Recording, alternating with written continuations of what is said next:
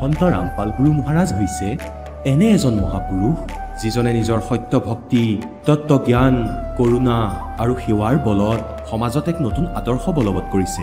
সন্ত ৰামপাল গুৰু মহাৰাজৰ নেতৃত্বত তেওঁৰ সকলো সৎলোক আশ্ৰমে কৰা বিস্ময়কৰ সমাজ কল্যাণমূলক কামে সমাজখনক সোণালী ভৱিষ্যতৰ এক নতুন আশা দেখুৱাইছে। সন্ত ৰামপাল গুৰু মহাৰাজৰ পৰা নাম দীক্ষা গ্ৰহণ কৰাৰ পিছত লাখ লাখ লোকৰ কৰ্কট ৰোগ, এইডছ আদি দুৰাৰোগ্য ৰোগ নিৰাময় হ'ল।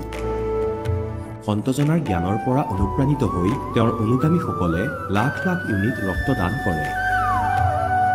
সন্তজনাই লাখ লাখ ভগ্নী কন্যাৰ যৌতুকমুক্ত বিয়াৰ আয়োজন কৰালে। সন্তজনাই লাখ লাখ মানুহক ড্ৰাগছ আসক্তিৰ পৰা মুক্ত কৰিলে। কোটি কোটি ধ্বংসপ্ৰাপ্ত পৰিয়াল শান্তিত লাগিল। সন্তজনাৰ আশ্ৰমত সমাৱেশৰ সময়ত বিনামূলীয়া চকুৰ চিকিৎসা আৰু দন্ত চিকিৎসাৰ ব্যৱস্থা কৰা হয়। সন্ত ৰামপাল গুৰু মহাৰাজৰ দ্বাৰা পৰিৱেশ সুৰক্ষাৰ উদ্দেশ্যে সময়ে সময়ে বৃহৎ পৰিসৰত বৃক্ষৰোপণ কৰা হয়। সন্তজনাই আৰ্তজনক তাৎক্ষণিক সকাহ দিবলৈ এম্বুলেন্স সেৱা আৰম্ভ কৰিছিল। সন্তজনাই তেওঁৰ অনুগামীসকলক তেওঁলোকৰ শৰীৰ দান কৰিবলৈ অনুপ্ৰাণিত কৰে, যাতে মানৱতাৰ সেৱা আৰু চিকিৎসা ক্ষেত্ৰত উন্নতি কৰিব পৰা যায়। সন্ত ৰামপাল গুৰু মহাৰাজৰ সকলো আশ্ৰমত প্ৰতিদিনে বিনামূলীয়া ধৰ্মভোজৰ আয়োজন কৰা হয়, য'ত প্ৰতিবাৰেই প্ৰতিটো জাতি, প্ৰতিটো ধৰ্মৰ মানুহে একেলগে বহি ভোজন কৰে।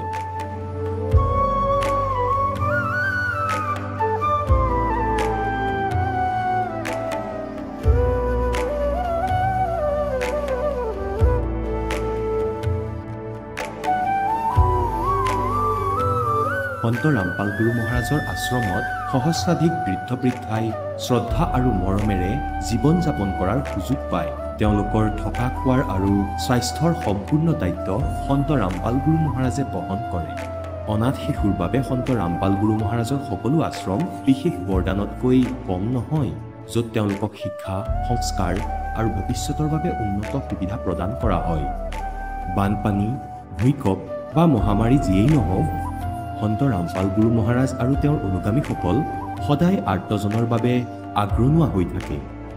কোভিড মহামাৰীৰ সময়ত সন্ত ৰামপাল গুৰু মহাৰাজৰ আশ্ৰমৰ পৰা কোটি কোটি লোকক খাদ্য, ঔষধ আৰু জীৱন ৰক্ষক সামগ্ৰী যোগান ধৰা হৈছিল। দুখীয়াক সকাহ কৰাই হওক বা যিকোনো শোষিত বা নিপীড়িত শ্ৰেণীৰ অধিকাৰ আৰু মৰ্যাদাৰ বাবে যুঁজ দিয়াই হওক, সন্ত ৰামপাল গুৰু মহাৰাজে সদায় তেওঁলোকৰ সকলো ন্যায্য দাবী চৰকাৰৰ ওচৰলৈ লৈ গৈছে আৰু তেওঁলোকক উপযুক্ত ন্যায় প্ৰদানৰ ক্ষেত্ৰত গুৰুত্বপূৰ্ণ ভূমিকা পালন কৰি আহিছে। সমাজত আধ্যাত্মিক আৰু সামাজিক মূল্যবোধৰ প্ৰতি সজাগতা অনাৰ প্ৰতিটো পদক্ষেপতে সন্ত ৰামপাল গুৰু মহাৰাজ মানৱতাৰ প্ৰকৃত সেৱক হিচাপে প্ৰমাণিত হৈছে। সন্ত ৰামপাল গুৰু মহাৰাজৰ জীৱনে আমাক শিকাইছে যে প্ৰকৃত সেৱা সেইটোহে যিটো নিস্বাৰ্থভাৱে কৰা হয়। আহক আমিও এই মহান সন্তজনৰ এই মহান সেৱাৰ কামত যোগ দিওঁ আৰু সন্ত ৰামপাল গুৰু মহাৰাজৰ পৰা নাম দীক্ষা লৈ আমাৰ জীৱন ধন্য কৰি তোলোঁ।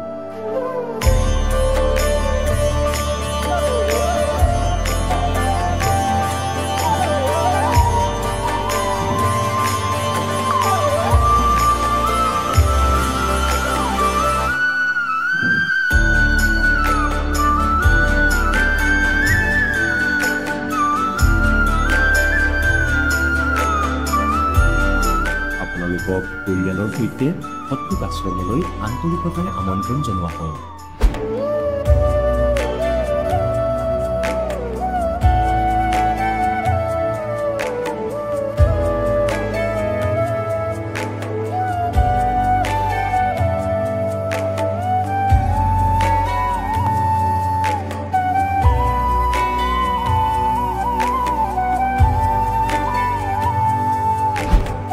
ব্ৰহ্মাৰ পিতৃ কোন? কোন বিষ্ণুৰ মা? শংকৰৰ ককা কোন? আমাক কৈ দিয়া। জানিবলৈ অনুগ্ৰহ কৰি শুনক জগতগুৰু তত্ত্বদৰ্শী সন্ত ৰামপাল গুৰু মহাৰাজৰ অমৃত বচন, সকলো পবিত্ৰ ধৰ্মৰ পবিত্ৰ শাস্ত্ৰৰ আধাৰত। নমস্কাৰ ছাৰ। নমস্কাৰ। আপোনাৰ শুভ নামটো? মোৰ নাম প্ৰেমানন্দ বড়ো। আপুনি ক'ৰ পৰা আহিছে? মই শোণিতপুৰ ডিষ্ট্ৰিক্ট, অসমৰ পৰা আহিছোঁ। আপুনি সন্ত ৰামপাল গুৰু মহাৰাজৰ পৰা নাম দীক্ষা কেতিয়া লৈছিল? সন্ত ৰামপালজী চনত মই 10 জুন 2020 আহিছোঁ। তেখেতৰ পৰা নাম দীক্ষা লোৱাৰ আগতে আপুনি অন্য কিবা ভক্তি সাধনা কৰিছিলনে? ভক্তি সাধনা হিচাপত আমি আমাৰ মায়ে যেতিয়া সৰু টাইমত কৃষ্ণ পূজিছিলে, শীতলা মা পূজিছিলে, এইবোৰ চাকি বন্তি মই মায়াৰ লগতে জ্বলাইছিলোঁ। আৰু লগতে মানে হিন্দু ধৰ্মত যেনেকুৱা দুৰ্গা পূজা, কালী পূজা, লক্ষ্মী পূজা আৰু বিভিন্ন পূজাবিলাকত আমি মানিছিলোঁ। ছাৰ, আপুনি যিহেতু জনালে আপুনি আপোনাৰ সমাজত প্ৰচলিত পৰম্পৰাগত ভক্তি সাধনা আপুনি কৰি আছিল, তেনে ক্ষেত্ৰত ছাৰ আপুনি সন্ত ৰামপাল গুৰুমহাৰাজৰ শৰণলৈ কিয় আহিব লগা হ'ল? ৰামপালজী শৰণত অহা মানে এটা দীঘল কাহিনী হৈ যাব। এইটো যেতিয়া মই 2009ত বিয়া পাতিছিলে, লগতে মোৰ বিয়াৰ পিছতে মোৰ ৱাইফৰ উশাহ নিশাহ বা আস্থামাটিক প্ৰব্লেম আৰু লগতে কাহা বেমাৰ হৈছিলে, যোনটো কাৰণত সি গোটেই ৰাতি কাহি পেলাই মানে দিন ৰাত কাহিছিলে। আৰু এটা ঠাইৰ পৰা বেলেগ ঠাইত বাছবিলাকত চাফাৰ কৰিবা বা ট্ৰেইনবিলাকত চাফাৰ কৰিবও মানে লাজ কৰিছিলে, কেনেকুৱা যাম মানে মোৰ কাহাটোতো নৰখেই। পিছত ছাৰ আপুনি সন্ত ৰামপাল গুৰুমহাৰাজৰ শৰণলৈ কেনেকৈ আহিল? এইবোৰ সমস্যাবোৰ যেতিয়া হৈ আছিলে তেতিয়া আমি বিভিন্ন জেগাত ট্ৰিটমেণ্ট কৰিছিলোঁ, যেনেকুৱা অসমত তেজপুৰৰ মিলিটাৰী হস্পিটেল আছে। মই আৰ্মি এটা ৰিটায়াৰ পাৰ্চনেল হয়, তাত মানে ট্ৰিটমেণ্ট কৰিছিলে আৰ্মি মেডিকেলত। তাৰপিছত এনেকুৱা বিভিন্ন ঠাই যেনেকুৱা ৱেষ্ট বেংগলত, তাৰপিছত খ্ৰীষ্টান মেডিকেল কলেজ ভেলোৰত ট্ৰিটমেণ্ট কৰিছিলোঁ। তাৰপিছত ৰাজস্থানতো বিভিন্ন মানে মিলিটাৰী হস্পিটেল আৰু প্ৰাইভেটতো মানে ট্ৰিটমেণ্ট কৰিছিলে। কিন্তু এইবিলাক ট্ৰিটমেণ্ট কৰাৰ পিছতো মানে তাৰ সঠিক মানে তাৰ ৰিলিফ হোৱা নাছিলে। এইবিলাক মানে সি ৰাস্তা বিচাৰি মানে নিজৰ মোবাইলবিলাকত কিছুমান ৰাস্তা বিচাৰিছিলে। তেতিয়া মানে মোবাইল চলাই থাকোঁতে মানে কিছুমান ভিডিঅ' দেখা পাইছিলে। তাৰপিছত লগতে মোক জনাইছিল যে মই এনেকুৱা ট্ৰু ষ্টৰী নামৰ এটা ভিডিঅ' চাইছোঁ, তাক বিভিন্ন মানে মানুহবিলাক এনেকুৱা ভক্তি কৰি পেলাই মানে সন্তৰ শৰণত আহি পেলাই মানে লাভ পোৱা ভিডিঅ'বোৰ চাইছোঁ, চাওকচোন অলপ বুলি মোক মানে ফোন কৰি মানে ডিউটিত মই আছিলোঁ তো মোক জনাইছিলে। তো মই এইবিলাক কথাবিলাক বেছি মানে ধ্যান দিয়া নাছিলে। মানে এনেকুৱাতো মোবাইলত বহুতটা বিভিন্ন টাইমত মানে প্ৰগ্ৰাম চলি থাকে, তো মই বিশেষ ধ্যান নাছিলে। তাৰপিছত মই যেতিয়া মোবাইল চলাই আছিলোঁ, এদিনাখন মানে মোৰ মোবাইলত মানে এটা ইউটিউবত বিশ্বকাপ মুক্তিদাতা এনেকুৱা বুলি এটা মানে এটা ভিডিঅ' প্ৰগ্ৰাম মানে মই দেখা পাইছিলোঁ। কিনো মুক্তিদাতা বুলি বস্তুটো মই ভিতৰত মানে ভিডিঅ'টো অ'পেন কৰি চালোঁ। তাৰপিছত সৎসংটো শুনিলোঁ। তাৰপিছত কৈছে যে মানে কলি যুগত আজি ডেটত মানে এনেকুৱা মানে সন্ত মানে মজুদ আছে, যোনে নেকি মানে পুৰা বিশ্বক মানে উদ্ধাৰ কৰিবৰ কাৰণে মানে ধৰতীত মানে মজুদ আছে। তো এইটো চাই পেলাই মই এইটো ভিডিঅ' লিংকত বহুতখিনি মানে সৎসংবিলাক প্ৰবচনবিলাক সন্ত ৰামপালজী মহাৰাজৰ মানে চালোঁ। তাৰপিছত লাভ হিচাপত যেনেকৈ ৰিয়েল ষ্টৰী ডাবল নাম বুলি এটা চাইট মানে তাত মানে চাই থাকোঁতে ইউটিউবত মানে আহি গ'ল। তাত মানে দেখিলোঁ যে সন্ত ৰামপালজী মহাৰাজৰ শৰণত আহি পেলাই মানে এইবিলাক মানে যেনেকুৱা দেৱ দেৱী পুজি পেলাই মানে কষ্ট ভুগি আছিলে, ট্ৰিটমেণ্ট কৰিছিলে, সিহঁতৰ মানে প্ৰপাৰলি একো ৰিলিফ পোৱা নাছিলে। তাৰপিছত সন্ত ৰামপালজী মহাৰাজ শৰণত যেতিয়া আহি পেলাই মানে নাম দীক্ষা লৈ পেলাই ভক্তি কৰিছে, মানে সিহঁতে মানে এইবিলাকৰ পৰা মানে ট'টেলি মানে ৰিলিফ হ'ব পাৰিছে। তো মোৰো এটা বিশ্বাস বনি গ'ল। তাৰপিছত মই এইবিলাক সমস্যাৰ কাৰণে একচুৱেলি মই মানে অলৰেডি প্ৰি মেচুৰ ৰিটায়াৰমেণ্টৰ কাৰণে মানে এপ্লিকেশ্যন দি থোৱা আছিলে। তো 2020 মানে মে' মাহত মোৰ মানে ডিচাৰ্জ ডেট মানে ৰিলিজ ফৌজৰ পৰা ৰিলিজ হোৱা ডেটটো আহি গৈছিলে। তেতিয়া মোক মানে এসপ্তাহ দুসপ্তাহমান আগত মোক মানে ডিউটিৰ পৰা ফ্ৰী এৰি দিছিলে। তেতিয়া সেইটো টাইমতে মই ভিডিঅ'টো পাই পেলাই মানে চাই পেলাই মানে দিন ৰাত চোৱা চুৰু কৰিলোঁ ভিডিঅ'বিলাক, মানে বিভিন্ন মানে মানুহবিলাক কেনেকুৱা লাভ পাইছে। লগতে মানে এটা গুগলত মানে কি কয় জ্ঞান গংগা মানে কিতাপটো মই ডাউনলোড কৰি পেলাই মানে চাবা চুৰু কৰিলোঁ। তাৰপিছত মোৰ ফৌজৰ পৰা মানে 1 জুন 2020 মানে মই ওলাই পেলাই মানে ঘৰলৈ আহি গ'লোঁ। তাৰপিছত গুৰুজী সৎসংবিলাক মানে কণ্টিনিউ চাই আছোঁ। 10 দিনমান পিছত মই নিজৰ ৱাইফক সুধিলোঁ যে মানে কি কৰা যায়, বস্তুটো যোনবিলাক সমস্যা হৈ আছে এইটো বস্তুটো মানে এনেকুৱা লাভ পাইছে যদি আমি কি কৰা যায়। তেতিয়া ক'লে যে বল আমিও নাম দীক্ষাটো ল'ম। তো তাত সৎসংবিলাক চলি আছিলে। তেতিয়া মানে কিছুমান নাম্বাৰবিলাক ডিছপ্লে হৈ থকা আছিলে, ইউটিউবত চাইছিলোঁ। তেতিয়া এইটো নাম্বাৰত মানে কল কৰি চালোঁ, বস্তু চাওঁ লগালে মানে ক'ত যায়। তো আমি যেতিয়া নাম্বাৰটো মানে কণ্টেক্ট কৰিলোঁ, তেতিয়া মানে হাৰিয়ানা ফালে কৰিব গৈছে। তাৰপিছত আমি তাক ক'লোঁ আমি এনেকুৱা আমি সন্ত ৰামপালজী মহাৰাজ শৰণত মানে নাম দীক্ষা ল'ব খোজোঁ। তেতিয়া আমাক সুধিলে যে আপোনালোকৰ মানে এড্ৰেছটো ক'ত। তেতিয়া আমি ক'লে অসমৰ কোন ঠাইত মানে কিছুমান আশ্ৰমবিলাকৰ মানে সিহঁতে মানে এড্ৰেছটো ক'লে হোজাই, তাৰপিছত হেলেম, তাৰপিছত এনেকুৱা মানে ক'লে কোনটো মানে তোমাৰ ওচৰ হ'ব। তেতিয়া মই ক'লোঁ মানে হোজাই যোনটো নামদা চেণ্টাৰ আছে এইটো আমাৰ ওচৰত হ'ব তেতিয়া আমাক সিহঁতে মানে হোজাই নামদা চেণ্টাৰৰ কণ্টেক্ট নম্বৰটো আমাক দিলে তো আমি এইটো নম্বৰত মানে ডাইল যেতিয়া কৰিলোঁ তেতিয়া মানে সিহঁতৰ এড্ৰেছটো মানে আমি গম পালোঁ তেতিয়া কৰোণা চলি আছিল একচুৱেলি 2020ত কৰোণা চলি আছিলে তো টোটেলি চাৰিওফালে লকডাউন আছিলে তেতিয়া মানে সন্ত ৰামপালজী মহাৰাজৰ কৃপা তেতিয়া মানে অনলাইন দীক্ষা মানে নাম মানে প্ৰদান কৰা ব্যৱস্থাটো গুৰুজীয়ে মানে কৃপা কৰিছিলে তেতিয়া আমি ঘৰতে থাকি পেলাই মানে মই মোৰ ৱাইফ আৰু মানে সৰু ছোৱালী এজনী গুৰুজী শৰণত মানে নাম দীক্ষা প্ৰাপ্ত কৰিছোঁ ছাৰ যিহেতু আপুনি জনালে যে আপুনি সন্ত ৰামপাল গুৰুমহাৰাজৰ পৰা অনলাইনৰ জৰিয়তে আপুনি নাম দীক্ষা ল'লে আপোনাৰ পৰিবাৰৰ যি সমস্যা আছিলে শাৰীৰিকভাৱে অসুস্থ আছিলে সেই সমস্যাবিলাক বৰ্তমান সন্ত ৰামপাল গুৰুমহাৰাজৰ পৰা নাম দীক্ষা লোৱাৰ পিছত দূৰ হ'লনে ছাৰ হয় নাম দীক্ষা লোৱাৰ মানে 2 মাহ মান পিছত মানে তাৰ মানে হি ভাল পাইছে মানে যেতিয়া মানে হি প্ৰবলেম চলি আছে মানে কা হোৱাৰ কাৰণে হি বহুত বস্তু মানে খাৱাৰ পৰা বঞ্চিত থাকিছিলে যেনেকুৱা কিছুমান মাটি মাহবিলাক খালে বেছি হৈছিলে তাৰ পিছত লাও বিলাক খালে বেঙনা বিলাক মানে খালে মানে কাহ বিচৰি কিন্তু বিভিন্ন বস্তু মানে খাৱাৰ পৰা হি দূৰত থাকিছিলে যেতিয়া সন্ত ৰামপালজী শৰণত আহি পেলাই নাম দীক্ষা লৈ পেলাই যেতিয়া ভক্তি শুৰু কৰিছে তেতিয়া মানে হি এইবিলাক বস্তু এজে মানে টেষ্ট হিচাপত মানে কৰিছে সঁচাকৈ এইবিলাক বস্তুটো মানে খালে কি কিবা প্ৰবলেম হয়নে বুলি তেতিয়া যিমানখিনি বস্তু মানে খাব পৰা নাছিলে এইবিলাক বস্তু হি মানে খাব শুৰু কৰিছে তথাপিও মানে তাৰ একো প্ৰবলেম মানে হোৱা নাই তো এইটো সন্ত ৰামপালজী মহাৰাজ যি কৃপা হয় এই বস্তুবিলাক মানে খাব পৰা হৈছে ছাৰ এইটো এটা আচৰিত কথা আধুনিকতাৰ এই যুগত এজন সাধাৰণ সন্তৰ পৰা আপোনালোকে অনলাইনৰ জৰিয়তে নাম দীক্ষা লোৱাৰ পিছতে আপোনাৰ পৰিবাৰগৰাকী যি মাৰাত্মক ৰোগ আছিলে তাৰ পৰা পৰিত্ৰাণ পাইছে আৰু আচলতে সন্ত ৰামপাল গুৰুমহাৰাজে আপোনালোকক এনেকুৱা কি ভক্তিবিধি প্ৰদান কৰিলে যাৰ দ্বাৰা নেকি আপুনি এনেদৰে লাভ পাবলৈ সক্ষম হৈছে সন্ত ৰামপালজী মহাৰাজজীয়ে যোনে আমাৰ ভগত সমাজক ভক্তি দিছে এইটো শাস্ত্ৰ অনুকূল হয় যেনেকুৱা গীতাজীত কৈছে গীতাজী অধ্যায় নম্বৰ 17-23 নম্বৰ শ্লোকত কৈছে যে পূৰ্ণ পৰমাত্মা পৰমেশ্বৰ প্ৰাপ্তি ভক্তিবিধি ওম তৎসৎ বুলি কৈছে গীতা জ্ঞান দাতাই নিজৰ ভক্তিবিধি ওম বুলি কৈছে যোনটো গীতাজী অধ্যায় নম্বৰ 13 নম্বৰ শ্লোকত কৈছে যে মোৰ ভক্তিবিধি ওম বুলি কৈছে যদি পূৰ্ণ পৰমাত্মা পৰমেশ্বৰ প্ৰাপ্তি কৰিব খোজে তেনেহলে ইয়াৰ বিষয় ভক্তি গীতাজী নম্বৰ 17-23 নম্বৰ যোনটো মই আগত কৈ গৈছিলোঁ সেইটো ভক্তি হয় ওম তৎসৎ হয় হেতু মতে সাধনা কৰিলেহে আমি মানে পূৰ্ণ পৰমাত্মা প্ৰাপ্তি यानी মোক্ষ প্ৰাপ্তি কৰিব পাৰিম যত গলে আমি দুবাৰা এইটো সংসাৰত মানে জনম মৃত্যুত মানে 84 লাখ মানে বিভিন্ন মানে দেহা ধৰি পেলাই কষ্ট ভুগিব নালাগিব এইটো ভক্তিবিধি সন্ত ৰামপালজী মহাৰাজৰ পুৰা মানৱ জাতি মানে কল্যাণৰ কাৰণে আজি ডেটত ভক্তি প্ৰদান কৰি আছে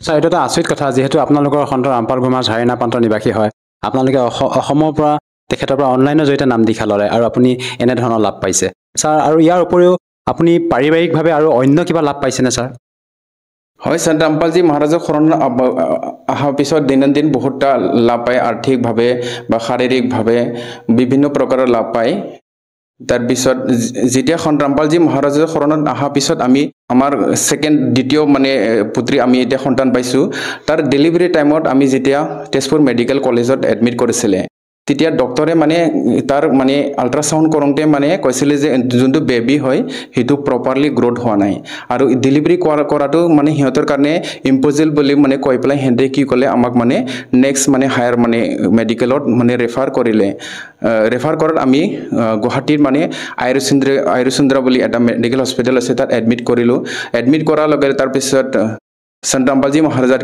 কৃপাত মানে একেদে মানে দ্বিতীয় কন্যা মানে তো জন্ম দিব পাৰিছে এইটো সন্ত ৰামপালজী মহাৰাজৰ কৃপা হয় ছাৰ আপুনি কি কৰে মই আগতে মেনশ্যন কৰিছিলোঁ মই আৰ্মি ছাৰ্ভিচ কৰিছিলোঁ মই 18 বছৰ ছাৰ্ভিচ কৰি পেলাই মই ভলেণ্টিয়াৰ ৰিটায়াৰ লৈ পেলাই আহিলোঁ আৰু এইটো আমি যদি ভক্তি যদি এইবিলাক ভক্তিৰ বিষয়ে যদি আগতে যদি গম পালেহেঁতেন আমি সৎ সাধনা কৰিলেহেঁতেন মই আজি ডেটত ছাৰ্ভিচত থাকিলেহেঁতেন মই এইবিলাক সমস্যাৰ কাৰণে মই টেনশ্যন হৈ পেলাই মানে 14.5 বছৰ মানে যেতিয়া ছাৰ্ভিচ মোৰ এণ্ডিং হৈছিলে তেতিয়া মানে মই ভলেণ্টিয়াৰী ৰিটায়াৰমেণ্ট কাৰণে এপ্লিকেশ্যনটো লিখিছিলে কিন্তু এটা যোনটো কমাণ্ডিং অফিচাৰ চেংচনো কৰিছিলে কিন্তু সি মানে যেতিয়া ট্ৰান্সফাৰ হৈ গ'ল নেক্সট ফৰ কমাণ্ডিং অফিচাৰ আহি পেলাই মোৰ মানে এইটো প্ৰচেছটো ডিলে কৰি দিলে ছাৰ আপোনাৰ যি পৰিবাৰগৰাকী যি শাৰীৰিক সমস্যা আছিলে তাৰ বাবে আপুনি উন্নত মানৰ চিকিৎসা কৰালৈ হয়তো নিশ্চয় ঠিক হ'ল হয় এনে ক্ষেত্ৰত ছাৰ আপুনি আপোনাৰ পৰিবাৰগৰাকীক তেনেকুৱা উন্নত মানৰ চিকিৎসা কৰিবৰ কাৰণে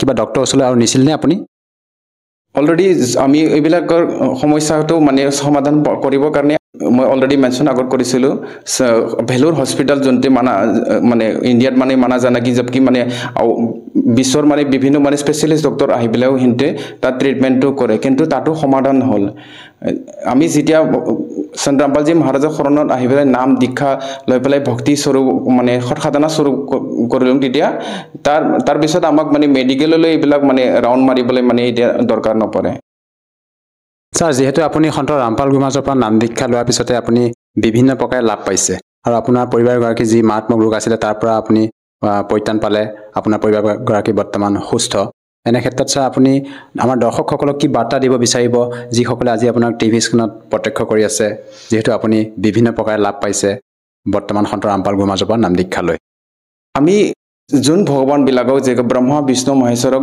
যোনে যোনে ভক্তি কৰি আছে চবে মানে অজৰ অমৰ ৰূপত আমি ভক্তি কৰি আছোঁ কিন্তু আমি সন্ত ৰামপালজী মহাৰাজৰ সৎসংগত গম পাইছোঁ যে ব্ৰহ্মা বিষ্ণু মহেশ্বৰে মোৰ জন্ম মৃত্যু আছে এইটো শ্ৰীমদ দেৱী ভাগৱতত মানে সিহঁতে নিজে মানে স্বীকাৰ কৰিছে আৰু ব্ৰহ্মা বিষ্ণু মহেশ্বৰ মানে জানা মতে সিহঁতৰ কাৰণে সিহঁতে মাতা দুৰ্গায়ে সবকুছ হয় মানে এখেতে সবকুছ ভগৱান হয় কিন্তু মাতা দুৰ্গায়েও যেতিয়া হনুমান হিমালয় নামৰ এটা ৰাজা যেতিয়া নাম উপদেশ দিছিলে তেতিয়া মানে কৈছে মোৰ ভক্তিটো এৰি পেলাই এই ভগৱানৰ ভক্তি কৰ বুলি কৈছে যাৰ ভক্তিবিধি ওম বুলি কৈছে গীতা জ্ঞানদাতাই গীতা আজি অধ্যায় নম্বৰ 8-13 নম্বৰ শ্লোকত নিজৰ ভক্তিবিধি ওম বুলি কৈছে এইটো ব্ৰহ্ম হয় তাৰ ওপৰত আৰু মানে অবিনাশী ভগৱান আছে যক নেকি গীতা যে নম্বৰ 15-17 নম্বৰ শ্লোকত কৈছে উত্তম পুৰুষটো অন্য হে বোলে তাৰ কৈ বেলেগ আছে যোনে নেকি আমাক মোক্ষ প্ৰদান কৰিব পাৰে যোনে নেকি নাশ ৰহিত ভগৱান হয় যোনটো গীতা যে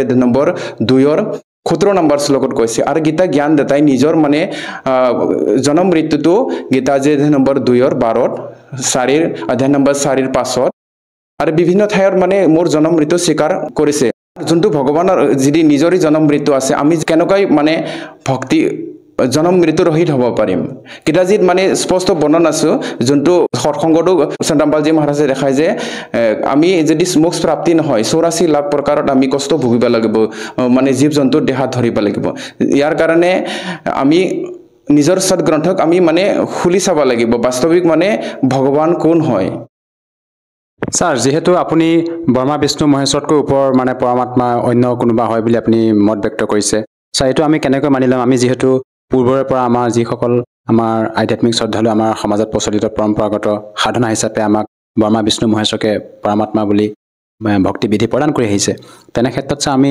অন্য এজন পৰমাত্মা আছে বুলি আমি কেনেকৈ মানি ল'ম ছাৰ আজি ডেটত চবে শিক্ষিত হয় চবৰ হাতত মোবাইল থাকে মোবাইল বিলাকত সন্ত ৰামপালজী মহাৰাজ আমি যদি সৎসংগ চাই আমি তেতিয়া গম পাম যে বাস্তৱিক মানে অবিনাশী ভগৱান আমি যোনটো মানি আছোঁ তাৰকৈ বেলেগে হয় যাৰ বিষয়ে বেদত কৈছে যে একেদৰ মানে বাস্তৱিক নাম কবীৰ দেৱ বুলি কৈছে যোনটো মানে সন্ত বাণীবিলাকতো যেনেকুৱা গৰীবদাসজী মহাৰাজ গুৰু নানক চাহেব সিহঁতক মানে পৰমাত্মাই ডাইৰেক্ট মানে দৰ্শন দি পেলাই সদলোক পৰম ধাম লৈ গৈছিলে তাৰপিছত তাত মানে দৰ্শন কৰাই পেলাই সিহঁতক মানে নিজৰ শৰীৰত দুবাৰা আত্মাটো ঘূৰাই দিছিলে তেতিয়া সিহঁতে মানে নিজৰ আখুৰ নিজৰ চকুত দেখা মানে সদলোকৰ বিষয়ে গুণ গাইছে মানে এনেকুৱা ঠাই আছে য'ত মানে একো বস্তুৰ অভাৱ নাই মানে তাৰ গাখীৰৰ নদী বৈ আছে আমাৰ সোণৰ ঘৰ আছে তো এইটো ভক্তি আমি সন্ত ৰামপালজী মহাৰাজজী শৰণত আহি পেলাই যদি ভক্তি কৰে আমি বাস্তৱিক নিজৰ আত্মাৰ মানে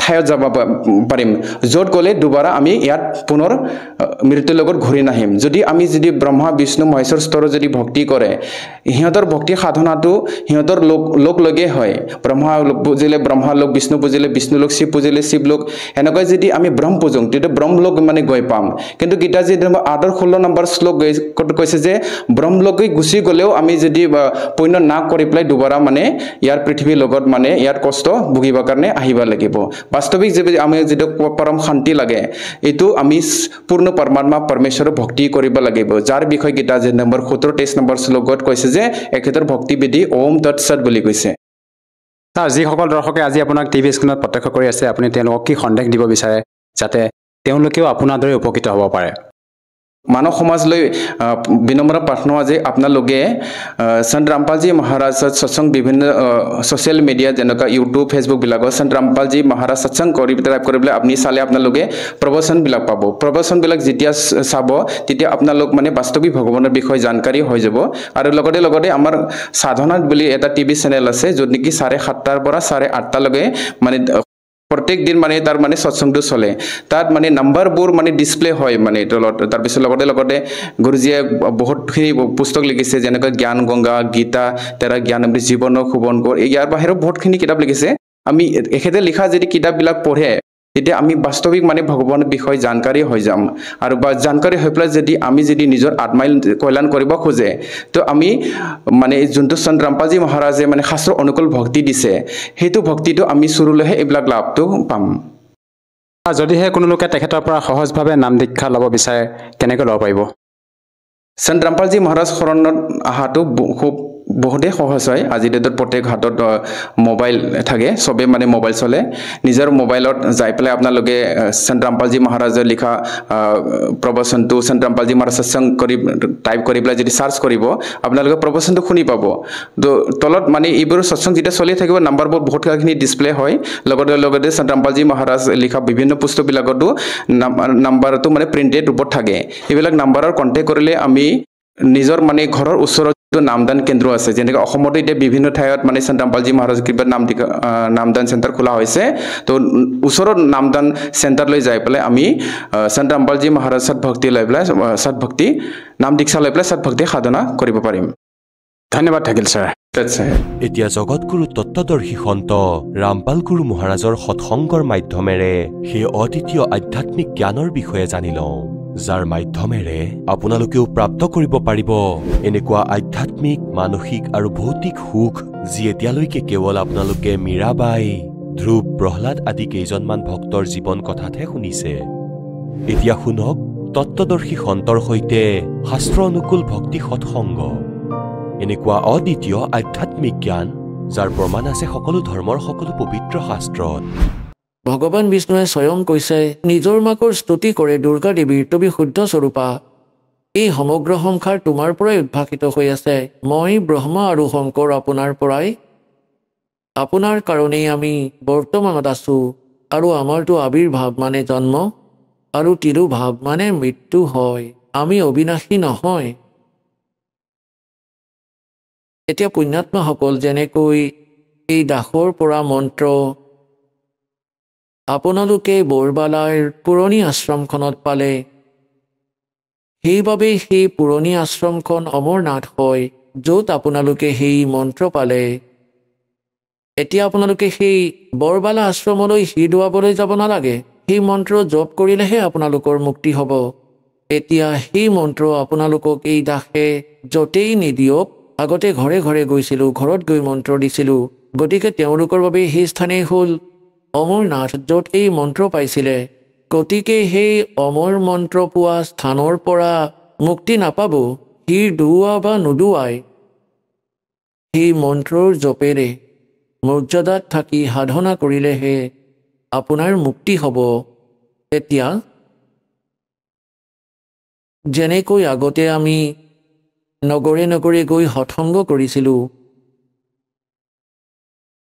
আৰু তাত টেণ্ট লগাইছিলোঁ চৌকা বনাইছিলোঁ মাটিৰ গ্ৰাউণ্ডত ইটাৰে চৌকা বনাই হালোৱা ক্ষীৰ বনাইছিলোঁ আৰু সৎসংগ কৰি আগৰ স্থানলৈ আন চহৰলৈ গুচি গৈছিলোঁ গতিকে যেনে ধৰক আমি এবাৰ কৰ্ণালৰ পৰা সৎসংগ কৰি উভতি আহিলোঁ আমি গুচি গ'লোঁ ইছাৰলৈ গতিকে যিসকল ভকতে তাত নাম লৈছিলে গতিকে তেওঁলোকৰ বাবে কৰ্ণালৰ সেই মৈদান অমৰনাথ কিন্তু যদি কোনোবাই পিছত কোনো ব্যক্তিয়ে এনেকৈ কয় যদি যে বোলা তোমাক মই সেই স্থান দেখুৱাই আনো য'ত ৰামপাল মহাৰাজৰ সৎসংগ হৈছিলে পিছত কি দেখুৱাই আনিব তাত য'ত চৌকা পৰি আছিলে ইটাৰ ইউজলেছ আমি সকলো কাম কৰি উঠি আগলৈ গুচি গৈছিলোঁ এতিয়া সেই চৌকাকেইখন চালে যেনেকৈ আমি তাত সৎসংগ য'ত হৈ আছে, দাহ য'ত উপলব্ধ আছে, তাতে ভগত থাকিব। তাত ক্ষীৰো পাব, হালোৱাও পাব, আৰু এয়া অমূল্য জ্ঞানো শুনিবলৈ প্ৰাপ্ত হ'ব। এতিয়া যদি কোনো ব্যক্তিয়ে কয়, যদি ব'লা আপোনাক সেই স্থান দেখুৱাই আনো য'ত সৎসংগ হৈছিলে, তাত গৈ কি দেখুৱাব, চোৱা ইয়াত ক্ষীৰ বনাইছিলে, তাত হালোৱা বনাইছিলে, ইয়াত বহি নাম দিছিলে। এতিয়া তাত না ক্ষীৰ পাব না হালোৱা, খালী চৌকা দেখিবা, তাতেই মূৰদুৱাই আহিব। গতিকে সেই বস্তুটোতো তাত পাব য'ত দাহ উপলব্ধ। এতিয়া বৰবালাৰ ভিতৰত আছে সেই চৌকা, সেই ক্ষীৰ হালোৱাও, আৰু সেই অমূল্য মন্ত্ৰ আৰু জ্ঞানো। এই প্ৰকাৰে আমাৰ যিমানবোৰ পবিত্ৰ তীৰ্থস্থান আছে, স্মৰণীয়তো হয়েই যে ইয়াত এনেকুৱা ঘটনাটো ঘটিছিলে। এয়া কেৱল স্মৰণীয়হে, কিন্তু তালৈ গ'লে জীৱই পাপৰ অতিৰিক্ত একো নাপায়। এটা সময়ত যেনেকৈ পৰমাত্মাৰ লীলাত লিখা আছে যে তেওঁ সৎলোকৰ পৰা গতি কৰি আহে, 3 প্ৰকাৰ স্থিতিৰে আমাৰ ধাৰণ পোষণ কৰে, 3 প্ৰকাৰৰ শৰীৰেৰে। এটা শৰীৰেতো সৎলোকত স্থায়ীভাৱে থাকে। তেওঁৰ এডাল নোমৰ গুৰিৰ সৈতে 100টা চন্দ্ৰ 100টা সূৰ্য মিলাই দিয়া ইমান উজ্জ্বল হয়। আৰু দ্বিতীয়তে তেওঁ এনেকুৱা লীলা কৰে, যেনেকৈ প্ৰত্যেক যুগতে এটা শিশু ৰূপ ধাৰণ কৰি এটা লীলা কৰে। তেওঁক নিঃসন্তান দম্পতীয়ে উঠাই লৈ যায়, লাহে লাহে ডাঙৰ হয়, আৰু তেওঁ যি ক্ৰিয়া কৰে, তেওঁৰ পিতৃ মাতৃয়েও তেওঁ জনসাধাৰণৰ দৰে জীৱন জীয়াই সেই পৰম পিতাই দেখুৱাই এনেকুৱা লীলা কৰে। আৰু দ্বিতীয় প্ৰকাৰৰ স্থিতিত তেওঁ ক'ৰবাত কোনো স্থানত সাধু ৰূপত আহি প্ৰকট হয়, ভাল আত্মাসকলক লগ কৰি জ্ঞান দিয়ে, তেওঁলোকক নিজৰ সৈতে পৰিচিত কৰাই, যি ভ্ৰমি ফুৰে নিজৰ মৰমীয়াল আত্মা। এনেকৈয়ে এজন ধৰ্মদাস নামৰ মহাপুৰুষ বৈষ্ণৱ আছিল, বেপাৰী আছিলে, আৰু বৈষ্ণৱ সাধুৰ সৈতে দীক্ষিত আছিলে। বিষ্ণুদেৱৰ পূজাৰী আছিলে, বিষ্ণুদেৱক ইষ্ট মানিছিলে, লগতে শংকৰ ভগৱানৰো পূজা কৰিছিলে। যেনেদৰে আমাৰ ধৰ্মগুৰুসকলে আমাক যি জ্ঞান দি থৈছে, আমি তেনেকৈয়ে লাগি আছিলোঁ। তেওঁ ৰূপদাস নামৰ বৈষ্ণৱ ঋষি এজনৰ দ্বাৰা দীক্ষিত আছিলে। এতিয়া ৰূপদাসে সেই মৰমীয়াল আত্মাজনক যেনেদৰে গাইড কৰিছিলে, তেওঁ তেনেকেই সমৰ্পিত আছিল। তেওঁ কৈ থৈছিলে, ৰূপদাস দেৱে যে 68 তীৰ্থ কৰিব লাগে, 4টা ধামলৈ অৱশ্যেই তালৈ যাব লাগে। একাদশীৰ ব্ৰত ৰাখিবা, হৰে ৰাম হৰে কৃষ্ণ আৰু ভোলেনাথ শংকৰ ভগৱানৰ তেওঁৰ জপ কৰিবা, ওম নমঃ শিৱায় ইত্যাদি। গতিকে এই মন্ত্ৰ জপ কৰিছিলে আৰু তীৰ্থলৈ তীৰ্থ ভ্ৰমণৰ বাবে গৈছিলে তেওঁ। তাৰ পৰা যেতিয়া তেওঁ ভগৱানক পালে, সেই সময়ত প্ৰায় 80-82 বছৰ বয়স হৈছিলে, 85মান বছৰ হৈছিলে। ধৰ্মদাসদেৱৰ তীৰ্থযাত্ৰালৈ গৈছিলে তেওঁ মথুৰাৰ পুখুৰীত, য'ত ভগৱান, যেনেকৈ আমাৰ ধৰ্মগুৰুসকলে কৈ থৈছে যে ইয়াত শ্ৰীকৃষ্ণই গৰু চৰাইছিলে, এই সৰোবৰত গা ধুইছিলে, গৰুবোৰক পানী খুৱাইছিলে। গতিকে এই শ্ৰদ্ধাৰে সকলোৱে সেই তীৰ্থলৈ গৈছিলে। তাৰপিছত গিৰিৰাজৰ চাৰিওফালে ঘূৰে। এতিয়া পুণ্যাত্মাসকল, এই সৰলাত্মাসকলে কয় যে এই ৰামপালে আমাৰ দেৱী দেৱতাক ধাৰ্মিক তীৰ্থস্থানৰ বিষয়ে ভালদৰে নকয়। এতিয়া বিচাৰ কৰা, যি গিৰিৰাজৰ, যি গোবৰ্ধন পৰ্বতৰ মহিমা গাই শুনাই, তাৰ লীলা কি? যেনেকৈ ধৰ্মদাসদেৱে পৰমাত্মাক পাইছিলে, তেওঁক সুধিছিলে যে আপুনি, এয়া দীঘল বাৰ্তা, সময় কম আছে, কিন্তু আজি যি দাসে ক'ব বিচাৰিছে যে তীৰ্থলৈ আৰু এই